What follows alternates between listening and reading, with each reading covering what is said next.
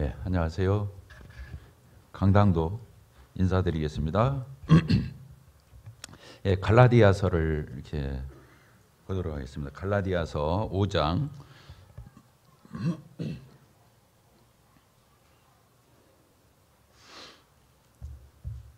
16절 읽겠습니다. 내가 이르노니 너희는 성령을 따라 행하라. 그리하면 육체의 욕심을 이루지 아니하리라. 육체의 소유는 성령을 거스리고 성령은 육체를 거스리나니 이 둘이 서로 대적하므로 너희가 원하는 것을 하지 못하게 하려 함이니라. 너희가 만일 성령의 인도하시는 바가 되면 율법 아래 있지 아니하리라. 22절 오직 성령의 열매는 사랑과 희락과 화평과 오래 참음과 자비와 양성과 충성과 온유와 절제니 이 같은 것을 분지할 법이 없느니라.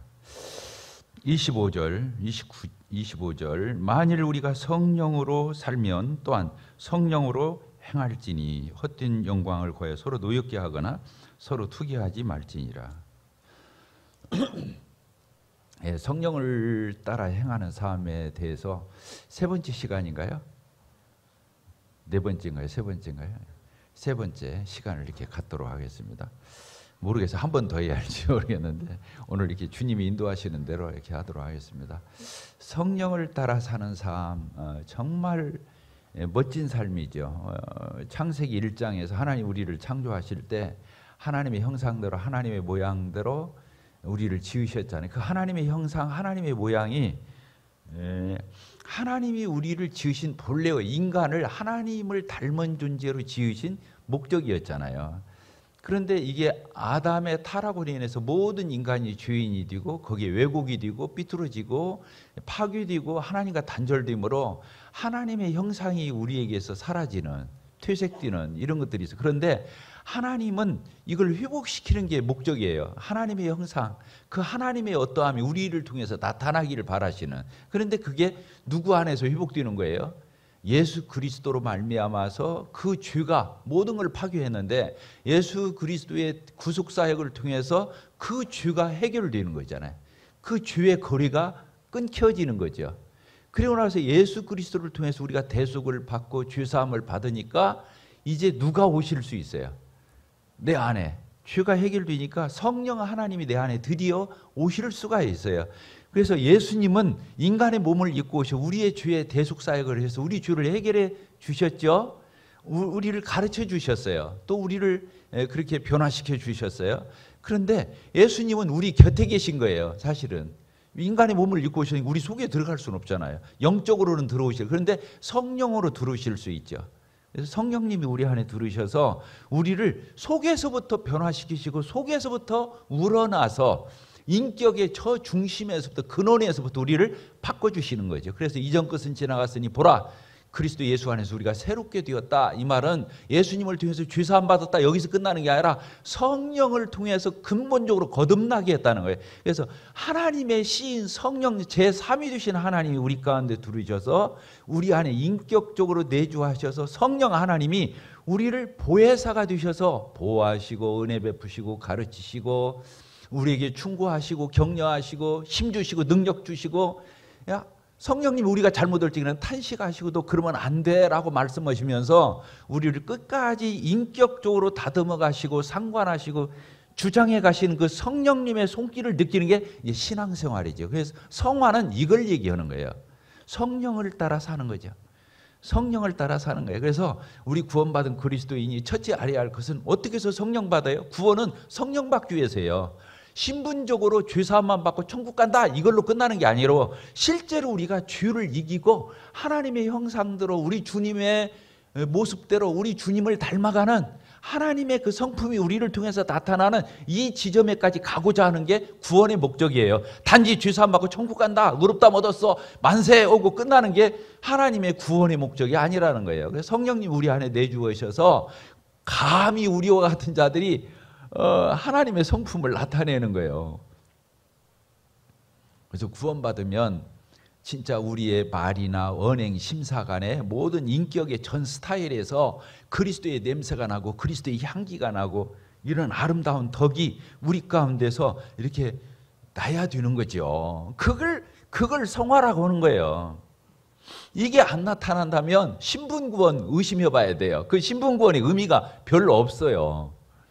그래서 성화가 사실은 목적이에요. 이제 물론 최종 목적은 하나님 나라 가서 그 하나님과 우리 주님과 성령님 성삼위일체 하나님과 영원한 하나님에서 영생을 맛보고 누리고 그렇게 사는 게 구원의 최종적인 지점이긴 하지만 하나님은 실패한 우리를 진짜 회복의 지점으로 어떻게 이끌어 가시는지를 증명해 보이시고 싶은 거예요. 그게 성령을 따라 사는 삶이죠. 그래서 예수님이 오셔서 우리 죄를 해결하시고 그다음에 그 죄를 해결하니까 성령 하나님이 우리를 성전 삼고 내주어셔서 인치시고 내주하시고 영원히 떠나지 않고 우리를 상관하시고 관여하시고 우리와 교제하시고 우리와 동행하시고 말씀하시고 우리에게 모든 것들을 떠올려서 우리가 그런 지점으로 한 걸음 한 걸음 가도록. 성화는 한꺼번에 완벽하게 되는 게 아니죠. 죽을 때까지 해야 하잖아요. 이건 ing예요. 현재 진행이에요. 그래서 성화는 끊임없이 주님 앞에 서는 날까지 우리가 그렇게 하는 거죠. 누구를 통해서? 구원은 예수님을 통해서 받지만 성화는 성령님을 통해서 받는 거예요. 이게 하나님의 스케줄이죠. 그래서 첫째는 뭐예요? 예수 그리스도를 영접하고 주사함 받고 성령 받는 거예요.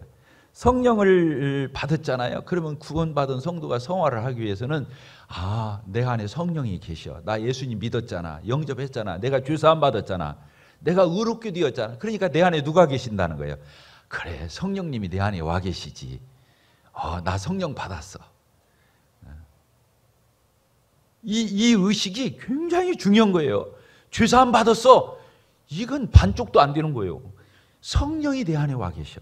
성령님이, 그 성령 하나님이 내 안에 인치시고 내주어셔서 영원히 나를 책임지셔. 나를 다듬어 가셔. 이 의식 갖는 거예요. 그리고는 얹고 신앙생활을 할 적에 사사건건 매사매사마다 성령님을 의식하는 거예요. 성령님을, 내 안에 누가 계셔요? 성령님이 계셔. 내가 부끄러운 짓 했어요. 그러면 누가 와서 당신 그러면 되겠어요? 이렇게 해서 내가 그런 게 아니라 내 안에 계신 성령님이 먼저 나한테 지적하시는 거예요. 야, 너 그러면 쓰겠니? 그러면 안 되잖아. 너 안 부끄러워? 네가 하나님 자녀잖아. 성령님이 내 안에서 음성. 내가 양심이 깨끗해서 아는 게 아니에요. 성령님이 내 안에서 지적하시는 거예요. 정죄하듯이 지적하는 것이 아니라 맨날 잔소리하는 엄마 아빠처럼 내 안에 계신 성령님이 그렇게 상관하시는 거예요. 잔소리하시는 거예요. 너 그러면 안 돼. 조금 잘하면 잘했어. 힘내. 더 해봐. 이렇게 나한테 도전하시고 격려하시는 거예요. 성령님이. 그러니까 내 안에 계신 성령님을 의식하는 거예요. 매사매사 언행 심사간에 그 성령님을 의식하는 거예요. 누가 뭐라고 하고 안 하고를 떠나서. 그렇죠. 선행을 할 적에도 마찬가지예요. 내가 막 누구 보라고 하고 이런 게 아니에요. 과시하려고 하는 것도 아니고 자랑하려고 하는 게 아니에요. 내 안에 계신 성령님이 기뻐하시는 거예요. 그래, 잘했어. 맞아. 그렇게 살아야 돼. 야, 참 보기 좋다. 하나님 아버지가 얼마나 좋아하시겠니? 이렇게 성령님이 내 안에서 이렇게 하시는 거예요. 그러니까 이게 얼마나 인격적인 거예요. 서로. 금슬 좋은 부부가 서로 아기자기하게 때로 치고받고도 하지만 서로 자꾸 이렇게 대화하고 소통하고 그러면서 끊임없이 교제를 나누면서 대화하면서 그 부부가 금슬이 쌓여가는 것처럼 성령님, 내 안에 계신 성령님과 내가 그런 인격적 관계를 계속 맺어가는 거예요. 그러니까 나도 모르게 어떻게 부부는 닮아요, 안 닮아요? 맨날 희노애락을 같이 하는 부부가 닮아야 안 닮아요? 나는 우리 자매를 볼 때마다 그냥 미안해 죽겠어. 나를 닮아가니까. 우리 자매가 나를 안 닮아갈 수가 있겠어요, 없겠어요? 같이 사는데 어떻게 나를 안 닮겠어요? 나는 고마워요. 나는 우리 자매 닮아가니까. 못 알아들으실 거예요. 나는 막 성질이 급해요. 거칠어요. 막 뭐든지 어저께도 우리 앞에 화단에 풀을 뽑는데 우리 자매는 목이 뜯겨가면서 막 꼼꼼히 다 뜯어요. 나는 그냥 대충 뜯고 나와버렸어. 그냥. 그러니까 나는 대충 오고 우리 자매는 성실하게 차분하게 꼼꼼하게 그런 사람이에요. 그러니까 내가 우리 자매를 그래도 닮아가는 거예요. 내가 안는데 우리 자매가 하니까 가서 옆에서 하는 척이라도 한 거예요. 근데 내가 배워가잖아요. 닮아가잖아요. 우리 자매가 눈을 이게 똑바로 쳐다보는 사람이 아니고 근데 요새는 똑바로 쳐다봐요, 저를. 내가 그냥 슬퍼. 왜 그냥 그 나타기해서 그런 거야. 이제 계속 보다 보니까 나처럼 쳐다보는 거예요. 나는 우리 잘매 닮아가고 자매는 나 닮아가는 거예요. 미안해 죽겠어. 근데 그 얘기 하려는 게 아니고 성령님과 내가 그렇다는 거예요. 성령님이 내 안에 계셔서 계속 일거수일투족 막 잔소리 하시면서 불안해 하시면서 탄식하시면서 근심하시면서 나를 칭찬도 했다가 책망도 했다가 근심했다가 속상해했다가 기뻐하셨다가 막 그러는 거예요. 성령님이 내 안에서. 그러니까 내가 성령님하고 관계 속에서 그렇게 매일매일 매사매사 범사에 성령님과 그런 교제 가운데 살아가니까 내가 성령님 닮겠어요? 안 닮겠어요? 그래서 닮는 거예요. 그래서 아버지를 닮는 자식처럼 하나님 아버지를 닮아가는 성품이 그 성령님 때문에 내 안에서 조금씩이라도 나오고 창조가 되고 그런 것들이 어필이 되는 거예요. 그게 신앙생활이에요. 무엇은 해, 무엇은 하지 마 이렇게 가지고 신앙생활을 하는 게 아니에요. 이렇게 내 안에 계신 성령님, 성경 전체를 기록하고 오신 것이 성령님이시잖아요. 율법을 기록한 오라, 옳지 않은 거, 옳은 걸 해, 옳지 않은 거 하지 마 이렇게 율법을 기록한 분도 누구예요? 성령님이에요. 근데 그 성령님인 그 저자가 성경의 저자이신 그분이 내 안에 와 계신다니까요. 그러니까 성경책에 다 못 쓴 것조차도 성령님은 나에게 예민하게 미세하게 음성 들려주시고 그런 것을 지적해 가신다니까요. 그게 신약이에요. 구약에서는 돌판에 기록된 십계명 5계명 해가지고 10계명 놓고 그걸 해 안 해 막 OX 치고 그랬는데 신약시대에는 그렇게 안 해. 율법에서 우리는 벗어났잖아요. 그럼 멋대로 사는 거예요? 그게 아니에요. 더 자유함 가운데서 정죄받지 않는 가운데서. 왜? 예수님이 정죄를 안 받게 했으니까. 그런데 우리는 율법보다도 더 예민한 데까지 치고 들어가서 더 사랑하고 더 거룩하게 살고 이렇게 가는 거예요. 도식적으로 해가는 게 아니고 OX 쳐가면서 성화하는 게 아니라 이런 인격적 변화를 경험하는 게 그리스도인의 삶이고 그걸 성화라고 하는 거예요. 거룩하게 변화되어 간다 이런 의미죠. 자, 이해가 되셨습니까? 너무 멋진 설명이죠. 안 그래요? 우리가 지금 그렇게 살도록 신약시대 때 예수 그리스도 안에서 구원해 주시고 성령님 보내주셔서 우리를 그렇게 책임져 가시는 하나님의 성실하심, 하나님의 그 신실하심에 대해서 우리는 감탄하지 않을 수가 없는 거예요. 그래서 우리가 코람데오 하나님 앞에 살자 이 말도 그 말을 했잖아요. 성령 안에서 사는 걸 얘기하는 거예요. 너미 아무도 몰라. 그래도 내가 부끄러운 짓 했어. 그러면 나는 알아요, 몰라요? 알잖아요. 누가 나한테 말씀해 주셔요? 내 안에 계신 성령님 앞에서 내가 아이고 이거 아닌데. 성령님이 이제 알겠어? 맞지? 이렇게 말하는 거예요. 그러니까 다른 사람은 아무도 몰라도 나는 하나님 앞에서 성령 앞에서 나는 부끄러움이 있는 거예요. 그러니까 자백하는 거예요. 하나님 죄송합니다. 제가 고칠게요. 이게 성화예요. 남들이 아무도 몰라. 근데 내가 주님 앞에서 참 보람된 일을 했어. 그러면 아무도 모르잖아. 박수 쳐주는 사람 없고 알아주는 사람 없어. 근데 내 안에 흐뭇하게 올라오는 거예요. 그래. 주님은 아셔. 다른 사람 물러면 어때? 그럼 성령님이 맞아 이놈아. 그렇게 살아. 계속 그렇게 살아. 이게 성령이신 거예요.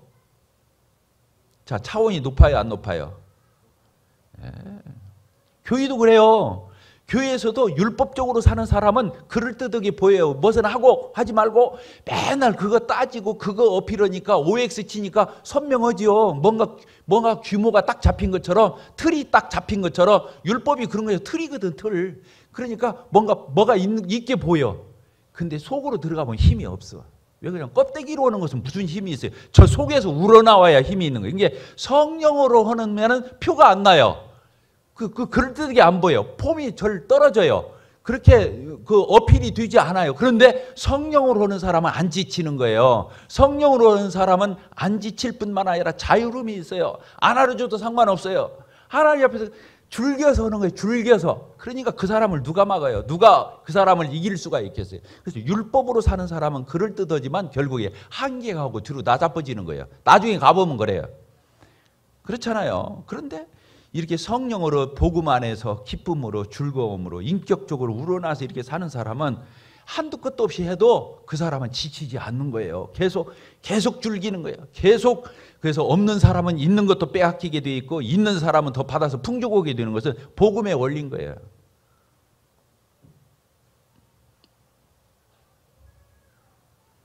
근데 이렇게 양육하기가 쉬운 게 아니에요. 이렇게 양육하기가 쉬운 게 아니에요. 인격적으로 잘하는 거예요. 아기가 키가 안 커. 그래서 부부가 양쪽에서 한쪽은 뭐 머리 잡고 한쪽에서는 발 잡고 늘리면 늘어나는 거예요? 그렇게 안 되는 거예요. 인격은 자랄 때까지 기다려줘야 하는 거예요. 영양을 충분히 공급해주고 사랑 주고 공급하고 채워주고 그렇게 하면서 부모가 기다려야 되는 거예요. 율법 틀 가지고 구색 갖추고 신앙이 그럴듯하게 만드는 것은 몇 년이면 만들어낼 수가 있어. 그 교회도 그렇고 그 성도들도 그렇게 만들려면 만든다니까. 그럴듯한 교회. 그건 힘이 없어요. 근데 성령으로 키우는 것은 인격적으로 영적으로 이렇게 전인격적으로 키워내는 것은 기다려야 되는 거예요. 계속 공급하고 가르치고 투자하고 위에서 인내하면서 계속 보살펴 주면서 양육하면서 기다려야 이런 인격체 하나가 나오는 거예요. 우리 옹골 성촌이니까 20년 동안 해온 것이 차이점이 있다면 그 점인 건데 여러분들이 이걸 알 수가 없죠. 알 수가 없어요. 특별히 우리 자매님들을 그렇게 양육했어요. 지난 20년 동안. 지난 20년 동안 우리 자매님들을 그렇게 양육했어요. 우리 자매님들이 그렇게 변화가 되어서 오늘날 이렇게 누적되어 온 거예요. 그러니까 자매님들이 주일학교 가서 섬겨도 열매가 있는 거예요. 학생부 가서 섬겨도 열매가 있는 거예요. 청년부 가서 섬겨도 열매가 있는 거예요. 은사 파트 가서 섬겨도 열매가 있는 거예요. 왜? 성숙해서 우러나와서 하니까 방법이 없는 거예요.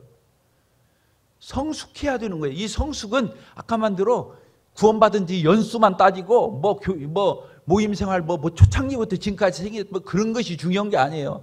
성령님 이게 복음을 누리고 성령과 동행하는 그러면서 주님을 닮아가고 하나님의 성품이 우러나가지고 이렇게 전인격적으로 어린아이 하나를 우리가 섬기더라도 쓰다듬어주고 아이스케이크 하나를 사주더라도 아이스크림 하나를 사주더라도 피자 하나를 사주더라도 그 영혼을 이해하고 그 영혼을 사랑하면서 그 영혼을 향해서 주님의 마음을 가지고 끝도 한도 없이 투자하고 그 아이들을 관리할 때 그 아이가 크는 거예요. 그러니까 주일학교가 부흥하는 거예요. 프로그램 좋아서 부흥하는 게 아니에요. 학생들도 마찬가지예요. 학생부에 축구교실, 농구교실, 헬프, 기타교실 이렇게 여기서도 우리가 무슨 프로그램이 좋아서 애들이 모여드는 게 아니에요. 거기서 일하고 있는 우리 형제 자매님들이 인격적으로 성숙하니까 한없이 투자를 하는 거예요. 넘보라고 앉는 거예요. 넘보라고 하는 것은 몇 번 하다 말 거니까. 그런데 정말로 이 영혼을 사랑하고 이 영혼을 아끼고 이 영혼을 주님의 마음으로 보고 주님의 시선으로 보고 그러면서 끝까지 품고 안고 이런 사람들을 품어내고 담아내니까 우리 교회가 그래도 주일학교가 늘어나고 학생부가 늘어나고 청년부가 늘어나는 거예요. 무슨 주교사 강습 배워가지고 무슨 프로그램 많이 배워가지고 절대로 안 되는 거예요. 그건 구색 갖추는 거예요. 근데 우리는 표가 안 나는데 이것은 되는 거예요. 그래서 이제 결실을 맺어가는 거예요. 이걸 모르면은 교회 사역을 할 수가 없어요.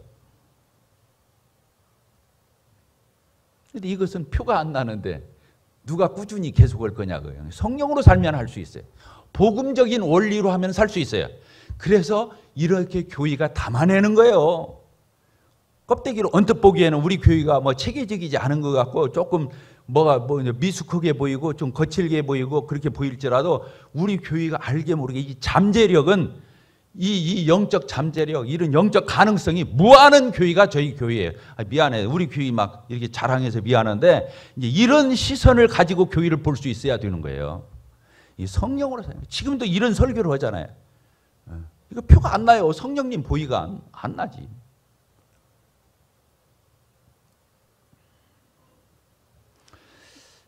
그래서 이제 성경을 통해서 그렇습니다. 성령으로 사는 것을 조금 더 구체적으로 설명할 게 뭐가 있을까 이렇게 생각하다가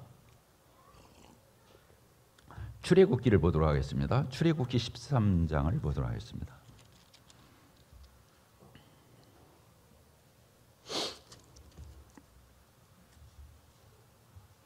출애굽기 13장 17절. 거기 제목이 구름기둥과 불기둥 이렇게 되어 있죠. 여기 보니까 이스라엘 백성들이 광야 40년 동안에 누구의 인도함을 하나님의 인도함을 받았는데 하나님이 보이나요? 안 보여요. 근데 하나님의 임재의 상징으로 구름 기둥, 불 기둥이잖아요. 낮에는 더우니까 광야, 그 사막의 땡볕 속에서 하나님이 구름 기둥으로 나타내 이스라엘 백성들을 가려 주시고 그렇게 인도하셨어요. 밤에는 광야가 또 얼마나 그 온도차가 커요. 그러니까 밤에는 너무 추우니까 불기둥으로 나타나셔서 하나님이 임재하시고 또 그들을 함께 하셨죠. 하나님이 임재예요. 그래서 여기 구름기둥과 불기둥이 이렇게 되어 있는데 17절 읽겠습니다. 바로가 백성을 보낸 후에 블레셋 사람의 땅의 길은 가까울지라도 하나님이 그 길로 인도하지 아니하셨으니 이는 하나님이 말씀하신 이 백성이 전쟁을 하게 되면 마음이 돌이켜 애굽으로 돌이킬까 하셨습니다. 그러므로 하나님이 홍해의 광야길로 돌려 백성을 인도하심에 이스라엘 자손의 애굽 땅에서 대열을 지어 나올 때 이렇게 되어 있잖아요. 여기 보니까 무슨 얘기냐면 하나님이 이제 그 이스라엘 백성들을 데리고 나올 때 여기 불기둥, 구름기둥으로 이렇게 데리고 나왔다는 말이 써 있잖아요. 몇 절에 써 있습니까? 20절 그들이 숫곳을 떠나 광야 끝 에담 장막을 치니 여호와께서 그들 이게 굉장히 중요한 거예요. 21절이 하나님이 여호와 하나님이 그들 앞에서 이렇게 돼 있어요. 뒤따라가신 게 아니라 그들 앞에서 인도하신 거예요. 그 광야를 이스라엘 백성만 너네들 저 가나안 땅으로 가 그러놓고 출발하고 하나님이 뒤처진 게 아니라 하나님이 앞서가셨단 말이에요. 불기둥, 구름기둥을 앞서가셨어요. 그렇게 써 있잖아요. 여호와께서 그들 앞에서 가시며 낮에는 구름기둥으로 그들의 길을 인도하시고 밤에는 불기둥을 그들에게 비추사 낮이나 밤이나 진행하게 하시니 낮에는 구름기둥 밤에는 불기둥이 백성 뭐라고 그랬어요? 앞에서 떠나지 아니하니라 이렇게 되어 있어요. 하나님이 이렇게 인도하셨어요. 지금 우리는 어때요? 우리는 지금 앞에서 인도하는 게 아니라 내 안에서 역사하셔. 따라서 합시다. 내 안에서 불기둥 구름기둥이 내 안에 있는 거예요. 내 안에. 이 불기둥 구름기둥이 누구를 뜻하냐면 성령님이 얘기하는 거예요. 구원받은 그리스도인은 이제 앞에서 인도하시는 게 아니에요. 내 안에 친히 내주어셔서 인격적으로 거주하시면서 나랑 같이 살면서 성령님이 나를 그렇게 책임지셔요. 인도하시고. 놀라운 거죠. 임마누엘, 예수님의 이름이 임마누엘이었잖아요. 그렇죠? 기억나요? 안 나요? 임마누엘이 하나님이 항상 우리와 함께 하신다. 함께 하신다. 여기서 함께 하시는 걸 보잖아요. 이스라엘 백성들 200~300만 명이나 되는데 그들의 앞서가시는 하나님을 보잖아요. 그리고 진을 칠 적에는 어떻게 쳤어요? 성막이 딱 하나님의 집이 딱 성막이 가운데 좌정하면 동서남북으로 지파별로 텐트를 쳐서 성막이 맨 가운데에서 그 임마누엘 되신 하나님을 나타내는 거예요. 이스라엘 백성들이 광야에 있지만 이스라엘 백성들만 광야에 있는 게 아니에요. 하나님이 그들 가운데 복판에 센터에 하나님이 계신 걸 얘기하는 거예요. 거기 불기둥 구름기둥으로 성막 위에 천장에 내려와 있었잖아요. 오늘날은 뭘 뜻하는 거라고요? 예수 그리스도 안에서 성령님이 내 안에 계시는 것을 얘기하는 거라는 거예요.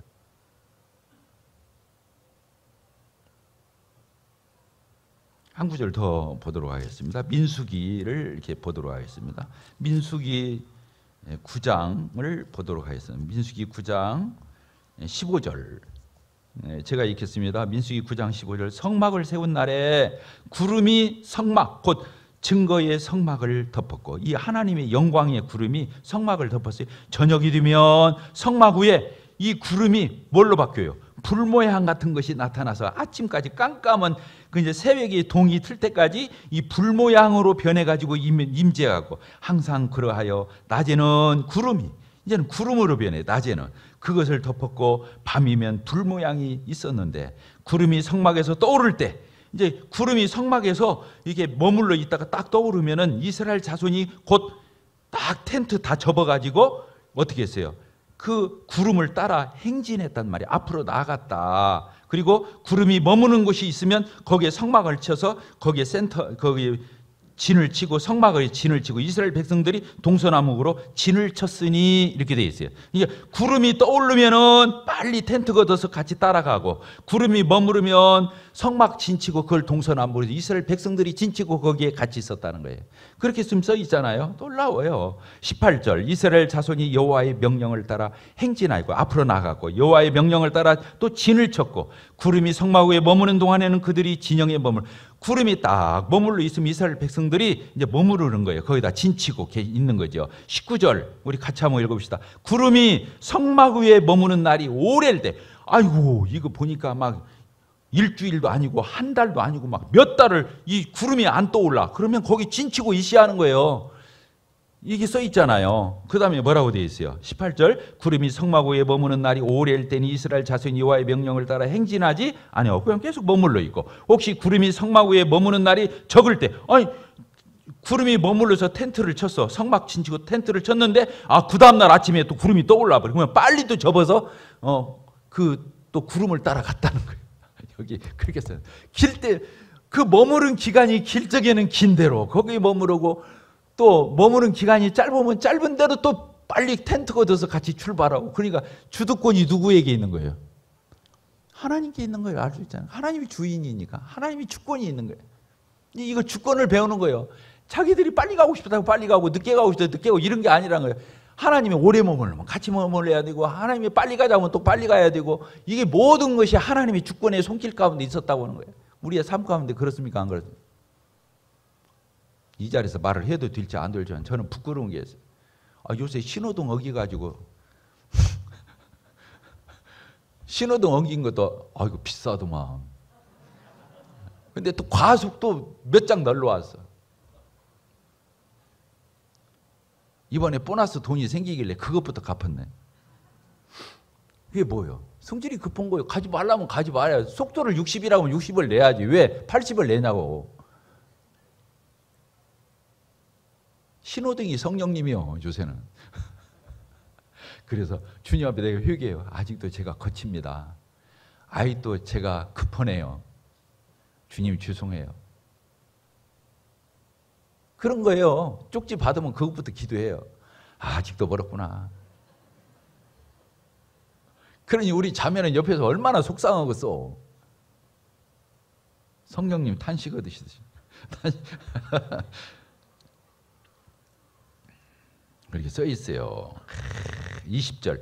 혹시 구름이 성막 위에 머무는 날이 적을 때에는 그들이 다만 여호와의 명령을 따라 진영에 머물고 여호와의 명령을 따라 진행하였으며, 혹시 구름이 저녁부터 아침까지 있다가 그 다음날 아침에 구름이 떠오르면 그들이 빨리 걷어서 행진했고, 구름이 밤낮 있다가 떠오르면 곧 또 행진했고, 이틀이든지 한 달이든지 1년이든지 구름이 성막 위에 머물러 있으면 그냥 그대로 머물러 있어야 되고, 행진하지 아니하였다가 떠오르면 빨리 또 행진하고, 그들이 여호와의 명령을 따라 진을 치며 여호와의 명령을 따라 행진하였고, 또 모세를 통하여 이르신 여호와의 명령을 따라 여호와의 직임을 지켰다. 이렇게 되어 있어요. 자, 저를 봅시다. 성령을 따라 사는 게 뭔지 알겠죠? 성령을 따라 사는 거 알겠죠? 성령님이 하자는 대로 오는 거야. 따라서 합시다. 성령님이 하자는 대로 하자. 그걸 순종이라고 해요. 그걸 순종이라고 해요. 그런데 이제 여기서 중요한 거 한 가지가 있어요. 이스라엘 백성들이 그 성막을 이렇게 걷어서 텐트 출발하고 구름이었잖아요. 근데 구름이 이제 앞서 인도하지만 그 뒤를 뭐가 따랐냐면은, 그 구름을 앞에서 인도할 적에 그 언약궤 위에 구름이 머물렀던 거예요. 그러니까 언약궤를 앞세우고 가는 거예요. 언약궤. 성막은 언약궤 없으면 그건 허당이요. 성막이 아닌 거예요. 언약궤가 있는 거예요. 성막 지성소에 언약궤가 있는데 그 속에 돌비가 있어가지고 거기에 말씀이 있는 거예요. 언약궤. 하나님의 말씀이. 그러니까 성도는, 성령님은 무엇을 앞세우고 우리를 인도하시는 거예요? 말씀. 따라습니다. 말씀. 이게 말씀과 성령님은 뗄래야 뗄 수가 없어요. 참 놀랍죠? 그래서 성령님이 인도해서 말씀을 위배하고 말씀을 오버하고 말씀을 어기고 이럴 수는 없는 거예요. 언약궤 위에 구름이 머무는 거니까. 말씀의 저자가 성령님이신데 말씀을 흐트러뜨리면서 역사하실 리가 없잖아요. 그래서 하나님의 말씀이 이렇게 중요한 거예요. 하나님의 말씀. 그래서 그 말씀을 따라 순종하는 거죠. 성령님이 그걸 우리에게 조명해 주시고 가르쳐 주시고, 그 말씀이 생각나게 해 주시고, 또 말씀에 순종할 수 있는 힘도 주시고 격려하시고, 그렇게 해서 우리가 말씀을 순종하면서 가는 거예요. 그래서 신앙생활을 지금 4가지가 중요하다고 그래요. 첫째는 말씀, 기준이거든요. 성경. 그리스도인은 첫째 하나님의 말씀이 정확해야 돼요. 말씀이 기준이에요. 캐논, 기준이에요. 그리고 그 말씀을 우리에게 전달하면서 조명하면서 이해에 깨우쳐 주시면서 그렇게 하시는 게 성령이에요. 그래서 말씀이 중요하고, 두 번째가 성령님의 음성에 귀 기울이는 거예요. 이 말씀이 적용되도록 성령님에게 민감해야 돼요, 성도들은. 그 다음에 세 번째가 뭐예요? 양심이에요. 선한 양심. 구원받으면 양심이 옛날에 아담 안에 있던 양심이 아니라 선한 양심을 주시는 거예요.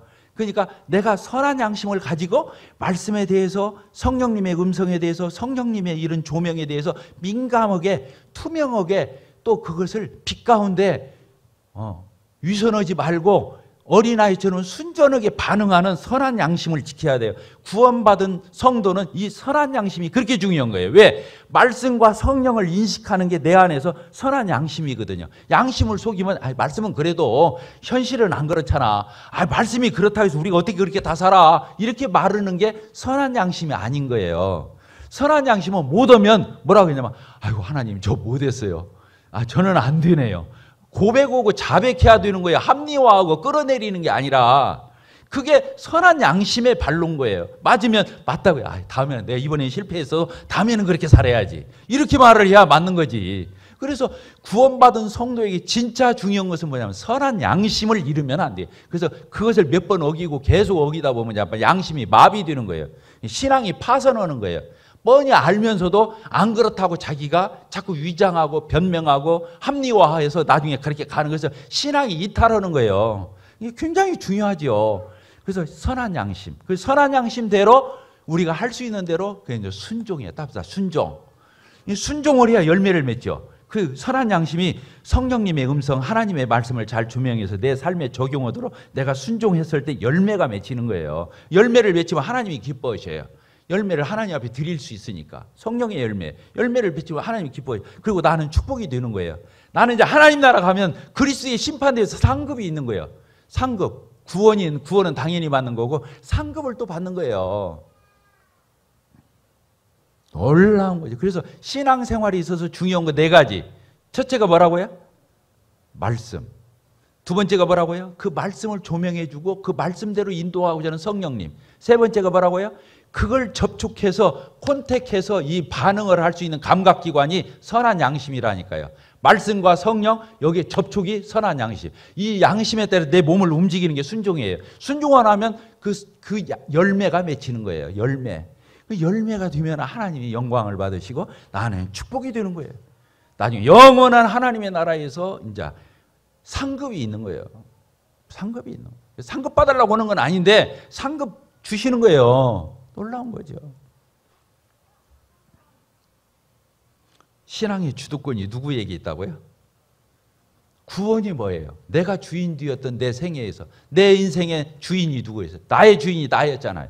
마귀가 그렇게 사실은 지가 주인이면서 지가 주인으로 나타나는 우리가 놀래서 깨달을까 보니까 네가 주인이야 가르치는 거. 그게 속인 거예요, 우리를. 그러고는 내 인생은 내 거야. 내 인생의 핸들은 내가 잡고 있어. 내 인생은 내 스타일로 살 거야. 내 성깔대로 살 거야. 내 입맛에 맞게 살 거야. 이러면서 가는 게 인간이 자기 구원받기 전에는 자기 인생의 주인이 자기였단 말이죠. 자기 왕의 그 마음의 의자에 내가 딱 앉아있는, 그게 사실은 마귀가 앉아있는 거예요. 마귀 지가 앉으면 표가 나니까 우리를 앉혀놓은 거예요, 거기다. 그리고 네가 왕이야 이렇게. 그래서 구원받기 전에는 사람이 하는 일이 뭐냐면 지가 하나님인 줄 아는 거예요. 지가 하나님인 척 하는 거예요. 그렇게 높아져 있는, 그리고 하나님 무시하고 하나님 없다고 그러고 이렇게 마음을 외면하고 살아가는 게 죄인들의 특징인 거예요. 구원이 뭐예요? 하나님 인정하는 거잖아요. 그래서 주인이 바뀌는 게 구원이잖아요. 내 옛사람을 예수님과 함께 연합해서 십자가에 같이 못 박아버리고 이제 내가 왕이, 내가 죽었는데 무슨 왕이요? 그래서 내 마음의 의자에서 내가 내려와 버리고 예수님을 떡 앉혀드리는 거예요. 예수님은 지금 하나님 보좌 우편에 있으니까 성령님으로 말미암아 내 안에 계신 거예요. 이해가 되셨죠? 그래서 주인이 바뀌는 게 구원이에요. 성화가 뭐냐? 바뀐 주인의 말을 따라가는 거예요. 예수님, 주님, 성령님을 따라. 그래서 성령을 쫓아 행하라 이 말이 그 뜻이에요. 그게 주님을 주인으로 인정해라 이 말이죠.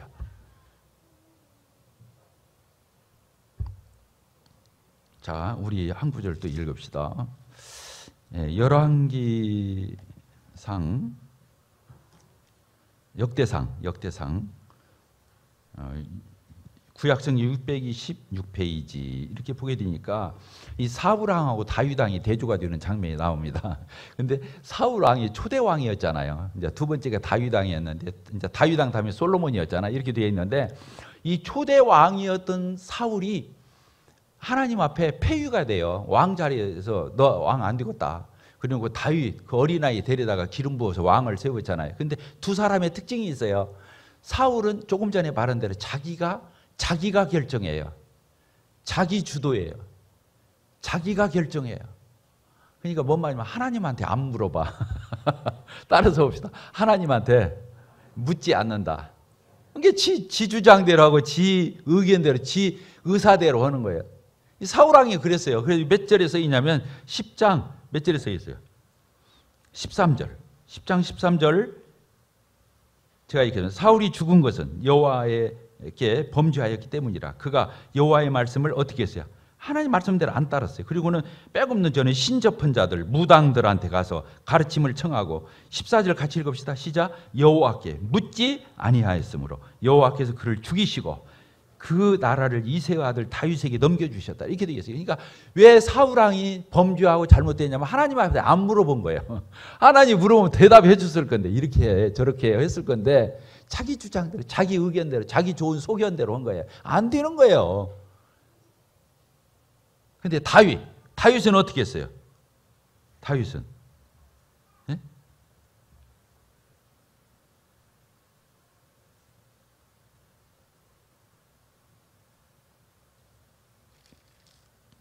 역대상 13장을 보도록 하겠습니다. 13장 바로 뒤에 이렇게 넘어가면 13장 나오죠? 13장 3절 뭐라고 되어 있습니까? 우리가 우리 하나님의 궤를 언약궤를 우리에게로 옮겨오자. 사울 때에는 뭐라고 그랬어요? 우리가 궤 앞에서 묻지 아니하였느니라. 이렇게 안 물어봤단 말이에요. 그런데 다윗은 물어봤어요? 안 물어봤어요? 몇 장에 쓰이냐면 그 옆장 14장 10절 같이 한번 읽어볼까요? 시작. 다윗이 하나님께 물어 이르되 내가 블레셋 사람을 치러 올라가리까? 그러니까 여호와 하나님이 나타나요. 그들을 내 손에 넘기시겠나이까 하니 여호와께서 그들에게 이르시되 올라가라. 내가 그들을 내 손에 넘기리라 하니까 그때 올라간 거예요. 그러니까 14절 또 다윗이 또라고 써 있어요. 그 또 하나님께 묻자온데 하나님이 이르시되 마주 올라가지 말고 이제는 올라가지 말래. 이렇게 써 있잖아요. 그러니까 다윗이 뭐라고 그랬어요? 16절 이에 다윗이 하나님의 명령대로 행하여 블레셋 사람의 군대를 쳐서 기브론의 거절까지 이르더니 다윗의 명성이 온 세상에 퍼지고 여호와께서 모든 이방 민족이 그를 두려워하게 하였더라. 아까도 물었는데 이번에 또 물어보는 거예요. 하나님이 올라가면 올라가고 올라가지 마 하면 안 올라가고 그런 거예요. 이게 다윗과 사울의 차이를 알겠죠. 다윗은 어떻게 했다고요? 네, 물어봤다고요. 자, 하나님께 자주 물어보자. 신앙이 그거예요. 하나님께 물어보는 거예요. 난 우리 교회에서 정말 귀찮은 사람 하나가 있어. 끄떡하면 물어봐. 근데 기분이 안 나빠. 끄떡하면 물어봐. 여러분들이 물어보면 좋겠어. 아시겠죠? 아시겠죠? 하나님께, 내 안에 계신 성령님께 말씀에 물어봐야 되는 거잖아요. 그래야 하나님 뜻대로 사는 거예요. 그게 하나님이 주인인 거잖아요. 그렇죠? 그럼 복 받는 거예요. 하나님 말씀 잘 들었는데 잘못 되겠어요? 자식이 잘 되려면 부모 말에 순종해야 하잖아요. 그 잔소리라고 생각하면서 막 짜증내고 막 불평이 많고 그러면 그 자식 망하는 거예요. 한 구절 읽고 마치도록 하겠습니다. 사도행전입니다. 사도행전. 네, 사도행전 16장을 읽고 마치도록 하겠습니다. 16장 6절.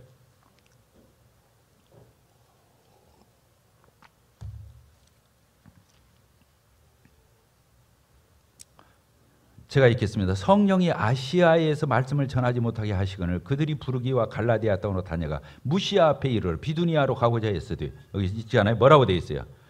예수의 영, 이게 성령님이 허락하지 아니하시는지라. 허락을 안 해요. 그래 놓고는 밤에 환상이 뭐라고 되어 있어요? 9절에 밤의 환상이 바울에게 보이니 마케도니아 사람 하나가 꿈속에서 서서 그에게 청하여 이르되 마케도니아를 건너와서 우리를 도와. 이 마케도니아가 유럽이에요. 지금의 그리스예요. 오라 하니 바울이 그 환상을 보았을 때 우리가 곧 마케도니아로 떠나기를 힘쓰니 이는 거기 뭐라고 되어 있어요? 아까 성령님 6절에 성령이 그 다음에 예수의 영 이렇게 성령이잖아요. 그 다음에 이것을 누구로 말하냐면 하나님이 그렇게 써 있잖아요. 10절 바울이 그 환상을 보았어요. 우리가 그 마케도니아 떠나기를 힘쓰니 이는 하나님이 저 사람들에게 복음을 전하러 우리를 부르신 줄을 인정함이라 이렇게 되어 있잖아요. 결국에는 누구 뜻에 따라서면 성령님의 인도함 따라 하는 거예요. 그래서 육신에 아무리 그것이 선한 일이라 할지라도 훌륭한 일이라 할지라도 자기 주도적으로 적극적으로 능동적으로 한다고 해서 그게 합리화될 수는 없는 거예요. 그것도 하나님의 의도대로 해야 하는 거예요. 여러분들이 축구, 농구 교실, 기타 교실 또 교회 각 파트에서 주님을 섬기는데 인간적으로 그것이 옳은 일이라고 해서 막 대쉬우면은 탈날 수가 있어요. 거기서 어그러질 수가 있어요. 그거 아니에요. 하나님께 물어보고 하나님의 의도대로 하나님의 말씀대로 순종해 가야 되는 거예요. 이게 굉장히 중요한 거지 않겠어요? 그러니까 바울 사도가 아시아에서 복음 전하려고 했어요. 아시아. 자기가 아직 못 전한. 그런데 하나님은 아시아에서 그만 전하고 유럽으로 건너와. 그래서 오늘날 유럽이 기독교 국가들이 다 되어버린 거예요. 이때 갔기 때문에. 성령이 이끌어간 거예요. 바울은 아시아에서 복음 전하. 하나님 왜 그러셔요? 지금 저 아시아에서 다 못했어요. 마저 하고 가야 돼요. 자기 주장대로 하면 되겠어요? 근데 딱 거기서 성령이 예수의 영이 이렇게 너 유럽으로 건너와서 바다 건너와서 여기서 전해 하니까 딱 접고 그쪽으로 건너간 거예요. 그래서 유럽의 첫 전도 여행지가 빌립보 교회가 된 거예요. 빌립보 교회가 이 마케도니아에 있는 거예요. 빌립보 첫성 이렇게 돼 있는 거잖아요. 마케도니아 첫성이 빌립보 교회가 된 거예요. 자, 그래서 여기서 우리는 뭘 또 알 수 있어요? 그것이 선한 일이라 할지라도 하나님의 인도함이 중요하다는 거예요. 그것이 옳은 일이라 할지라도 하나님의 인도함이 중요하다는 거예요. 참 놀랍죠. 그래서 우리가 오늘 성령을 쫓아 사는 삶에 대해서 이런 세 가지 예를 들어봤습니다. 광야에서 구름기둥, 불기둥으로 인도하시는 그 언약궤를 따라서 이렇게 가고 머물고 하는 행진했다가 머물고 진치고 이런 과정에 이스라엘 백성들이 하나님의 뜻을 쫓아가는 하나님이 그 곁에서 같이 인도하는 앞서 인도하는 이런 역사. 두 번째가 뭐예요? 하나님께 묻지 않는 사울 자기 주장대로 하는 사울 하나님 앞에 사사건건 물어서 하나님의 말씀대로 순종하는 다윗 이런 것들을 보게 돼요. 오늘도 보니까 바울 같은 경우도 자기가 전도하는 선교 여행 중에도 결코 자기가 계획을 세웠어도 하나님이 이거다 하면 계획 접고 하나님 뜻대로 하는 이 놀라운 순종을 우리가 볼 수 있게 되는 거죠. 이게 성령의 인도함을 따라서 하는 성도의 삶이다. 나중에 한 번 더 해야 할 것 같아요. 기도하고